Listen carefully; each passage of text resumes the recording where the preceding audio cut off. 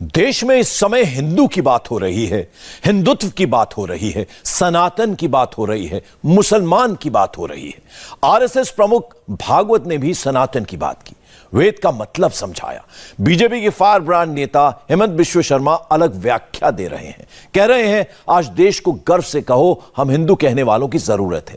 भागवत मुस्लिमों से गले मिल रहे हैं, वेदों को समझने को कह रहे हैं, हिंदुओं के करीब आने की बात कह रहे हैं। सवाल है, भागवत का सनातन ज्ञान क्या मुस्लिमों को बीजेपी के करीब लाएगा?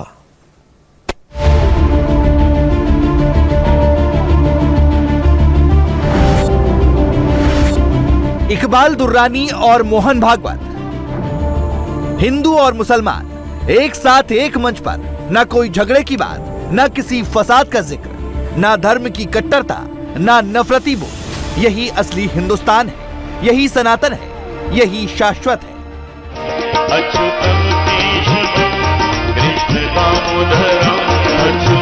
मौका था हिंदुओं के पवित्र ग्रंथ सामवेद के उर्दू अनुवाद के विमोचन का। फ्रीडम ऐप से सीखकर क्या आप ताइवान अमरूद की खेती करते हैं? अगर ऐसा है तो आप अपने ताइवान अमरूदों को 1 करोड़ फ्रीडम ऐप के जो ग्राहक हैं उन्हें बिना किसी खर्चे के आप उसे बेच सकते हैं। इकबाल दुर्रानी ने इसका उर्दू में अनुवाद किया है। किसी भी वेद का ये पहला उर्दू अनुवाद है। मोहन भागवत ने वेद का मतलब समझाया, धर्म का अर्थ समझाया, सनातन का मतलब समझाया। वेद को हम धर्म ग्रंथ कहते हैं, लेकिन उस धर्म का अर्थ केवल पूजा नहीं है, पूजा उसका एक अंग है, परंतु उस वो ज्ञान है जो जानना है। वेद शब्द का अर्थ है जो जानना है, वो यानी ज्ञान। और ज्ञान दोनों प्रकार का होता है, एक बाहर की दुनिया का ज्ञान, दूसरा अंदर का ज्ञान। हमारे यहां इन दोनों के बिना ज्ञान को पूर्ण नहीं माना जाता। वेद किसी धर्म या मजहब की बात नहीं, इंसानियत की बात करता है। यही बात सामवेद के इस उर्दू अनुवाद के जरिए लेखक इकबाल दुर्रानी ने बताने की कोशिश की है। दुर्रानी ने कहा, सामवेद मंत्रों का संग्रह है, इंसान और भगवान के बीच बातचीत का जरिया है। इस बात को हर एक मुसलमान समझे, इसके लिए उर्दू में अनुवाद जरूरी था।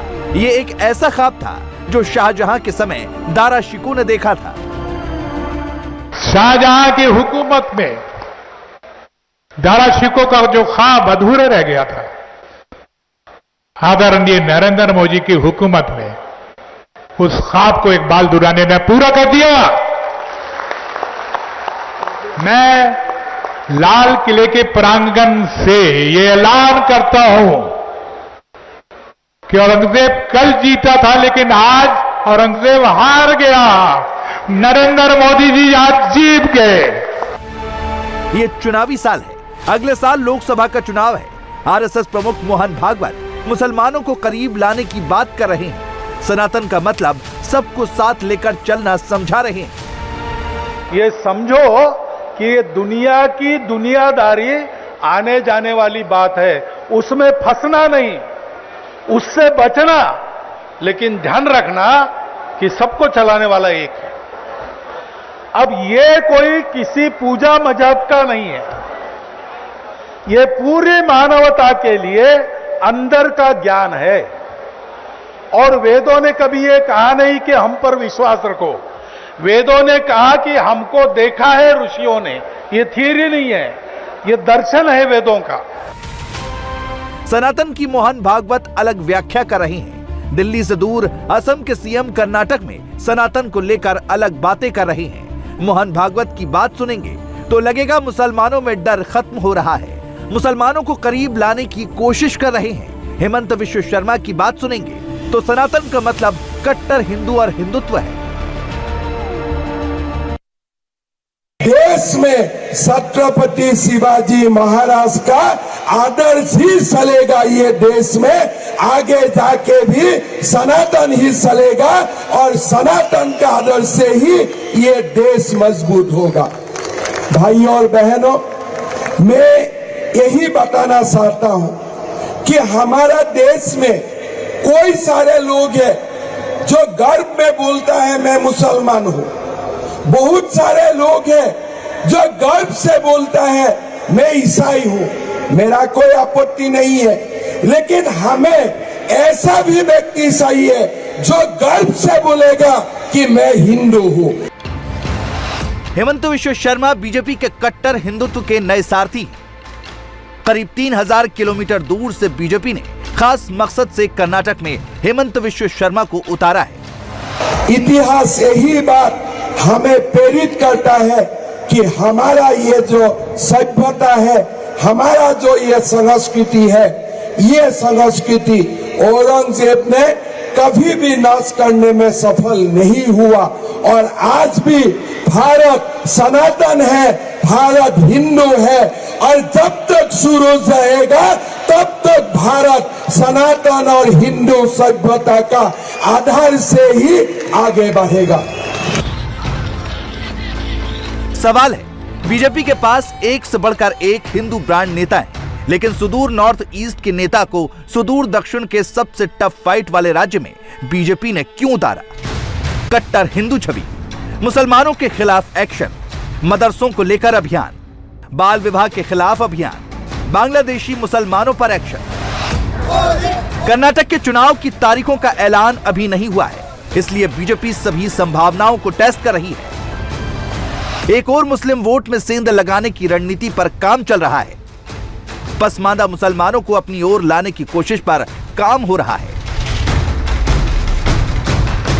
दूसरी ओर हार्ड हिंदुत्व के सहारे हिंदू वोटों को एकजुट करने के लिए आगे बढ़ रही है। कर्नाटक में पिछले करीब एक साल से सावरकर यात्रा, टीपू सुल्तान विवाद, हिंदू संगठनों के कार्यकर्ताओं की हत्या, पीएफआई के बैन से जो हवा बनी है, हेमंत विश्व शर्मा जैसे नेताओं से बीजेपी उसे और हवा देकर अपनी ओर करने की रणनीति पर काम कर रही है। असम से हेमंता का कर्नाटक आना, चुनाव प्रचार करना, मुगलों के बारे में बात करना, शिवाजी के नाम पर हिंदुओं को एक हो जाने का आह्वान देना बीजेपी की दक्षिण के इस किले को बचाए रखने की रणनीति का हिस्सा है।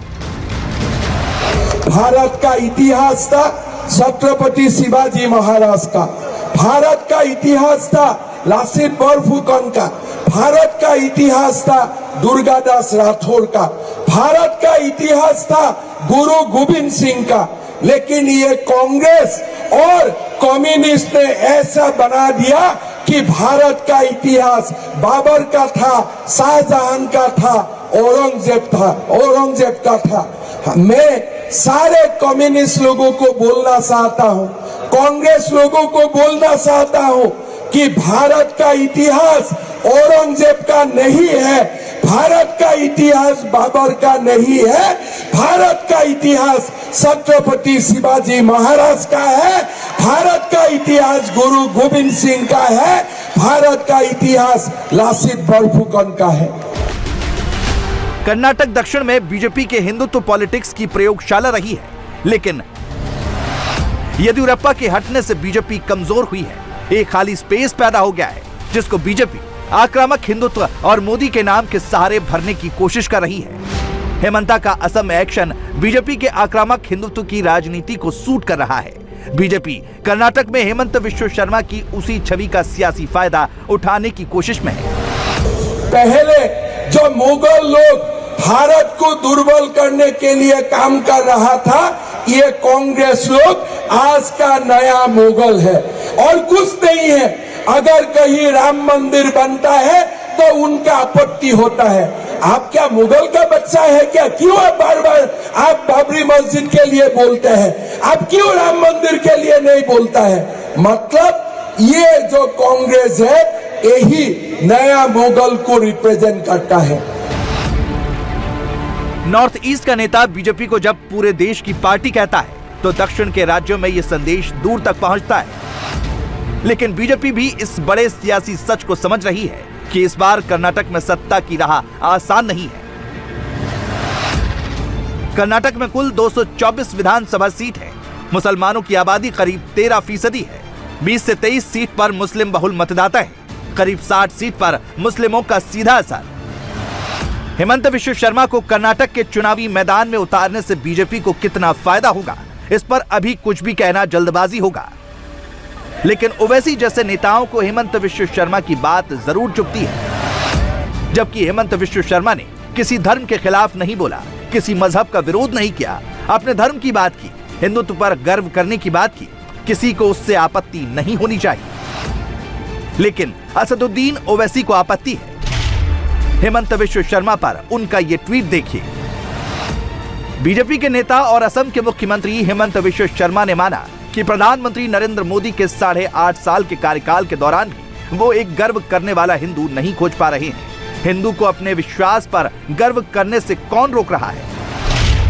असदुद्दीन ओवैसी अपनी पार्टी को ऑल इंडिया पार्टी बनाने की रणनीति पर काम कर रहे हैं। मुस्लिम सेंटीमेंट्स के सहारे कर्नाटक में सेंध लगाने की कोशिश कर रहे हैं। फ्रीडम ऐप से सीखकर क्या आप ताइवान अमरूद की खेती करते हैं? अगर ऐसा है तो आप अपने ताइवान अमरूदों को 1 करोड़ फ्रीडम ऐप के जो ग्राहक हैं उन्हें बिना किसी खर्चे के आप उसे बेच सकते हैं। बीजापुर शहर, हुबली धारवाड़ पश्चिम, हुबली धारवाड़ मध्य, हुबली धारवाड़ पूर्व, बेलगाम उत्तर जैसी मुस्लिम बहुल सीट पर अपनी जीत की उम्मीद कर रहे हैं। पिछले साल हुए नगर निगम चुनाव में ओवैसी की पार्टी ने कुछ सीटों पर जीत भी हासिल की है। अब ओवैसी विधानसभा तक पहुंचने की रणनीति पर काम कर रहे हैं। इसके लिए ओवैसी मुस्लिम वोट का एक ट्रायंगल तैयार कर रहे हैं।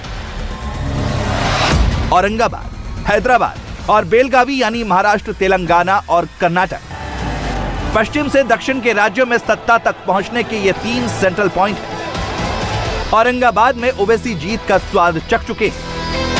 हैदराबाद खुद ओवैसी का अपना शहर है। बेलगावी में मुसलमान मतदाताओं का बड़ा प्रभाव है। दूसरी ओर बेलगावी हिंदुत्व का भी केंद्र है, इसलिए यहां सनातन पॉलिटिक्स भी हो रही है। मुस्लिम पॉलिटिक्स पर भी जोर है।